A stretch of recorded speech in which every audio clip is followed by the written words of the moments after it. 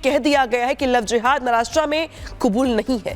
देश के 9 राज्य पहले ही लव जिहाद के खिलाफ कानून बना चुके हैं, लेकिन अब महाराष्ट्र में भी फडणवीस सरकार ने तय कर लिया है कि अब कुछ भी हो जाए, ना तो महाराष्ट्र में लव जिहाद चलेगा और ना ही धर्मांतरण होने दिया जाएगा। रिपोर्ट दिखाते हैं आपको।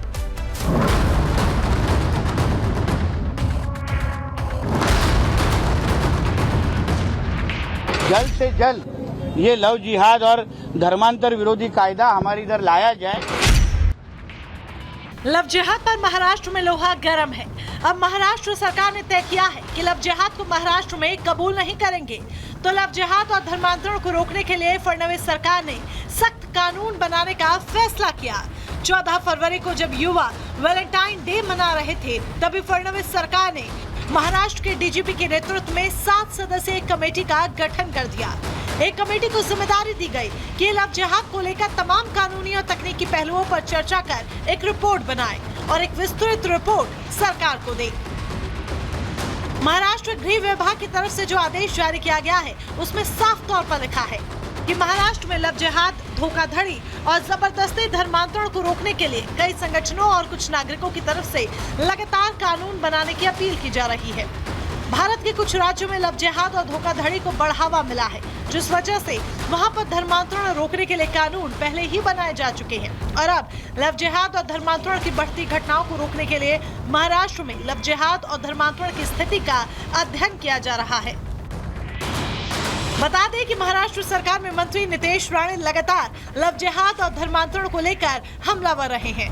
बीते दिनों तो नितेश राणे ने लव जिहाद की साजिश रचने वालों को 2 टूक कहा था कि हिंदू लड़कियों से दोस्ती करना और फिर धोखे से उनका धर्मांतरण कराना, ये सब हमारी सरकार में नहीं चलेगा।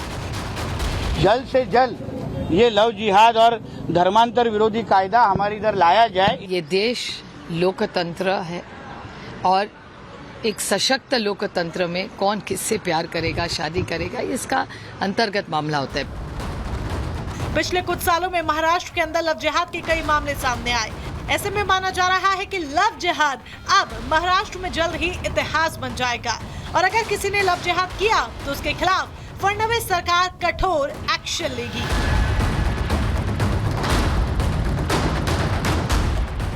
Bureau report, Republic Bharat.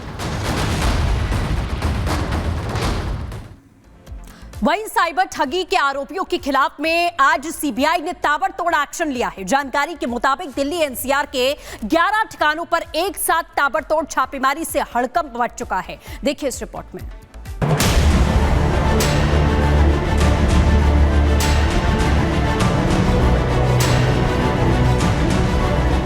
देश में कैशलेस लेन देन को बढ़ावा दिया जा रहा है, तो देश में जब से कैशलेस लेन देन का चलन आया है, साइबर अपराधियों की भी मौज है। साइबर अपराधी आपका बैंक अकाउंट खाली करने के लिए रोज नए नए हथकंडे अपना रहे हैं। आज की डेट में ऐसा कोई शख्स नहीं होगा जिसके मोबाइल में साइबर अपराधियों के फर्जी फोन कॉल्स और मैसेज न आए हों।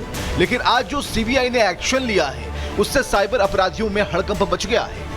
दिल्ली एनसीआर और हरियाणा समेत कुल 11 ठिकानों पर सीबीआई ने छापेमारी की है और छापेमारी करके 1 करोड़ से ज्यादा की नकद राशि जब्त की है। छापेमारी के दौरान सीबीआई को 1000 अमेरिकी डॉलर मूल्य की विदेशी मुद्रा भी मिली है, तो वही जांच के दौरान 252 ग्राम सोना मिला है। इसके अलावा सीबीआई की टीम को कई डिजिटल सबूत हाथ लगे हैं, जिसमें 6 लैपटॉप, 8 मोबाइल फोन और 1 आईपैड शामिल है। सीबीआई ने कार्रवाई क्रिप्टो धोखाधड़ी के मामले में की है। Bureau report, Republic Bharat.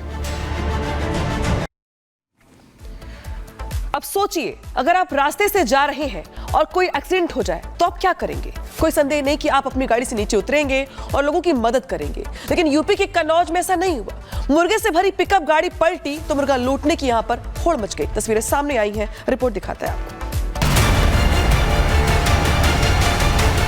बीच सड़क पर मुर्गों की ऐसी लूट आपने पहले कभी नहीं देखी होगी। ये जो आप तस्वीरें देख रहे हैं, ये उत्तर प्रदेश के कन्नौज जिले की है, जहां सकरावा थाना क्षेत्र के पास मुर्गियों से खचाखच भरी एक गाड़ी पलट गई। फिर क्या हुआ, तस्वीरें आपके सामने हैं। जिसके हाथ जितने मुर्गे लगे वो आया और मुर्गों को उठाया और चलता बना। आप खुद देखिए कि इंसानियत आज के दौर में कितनी मर चुकी है। मदद करने की बजाय वहां से निकलने वाले लोग एक एक हाथ में 4-4, 5-5 मुर्गे लेकर जा रहे हैं। कोई ये नहीं सोच रहा कि ड्राइवर को चोट तो नहीं लगी होगी, गाड़ी में बैठे लोग तो ठीक होंगे या फिर नहीं। सभी के सभी केवल मुर्गे लूटने में व्यस्त हैं। अब जो खबर मिल रही है वो तो और भी हैरान करने वाली है। बताया जा रहा है कि केवल कुछ ही मिनट में लोगों ने सैकड़ों मुर्गे साफ कर दिए। एक मुर्गा तक नहीं छोड़ा और कुछ ही देर में मुर्गे से खचाखच भरी पूरी गाड़ी साफ हो गई। अनुमान है कि इस मुर्गा लूट से गाड़ी वाले को हजारों रुपए का नुकसान हुआ है। Bureau report, Republic Bharat.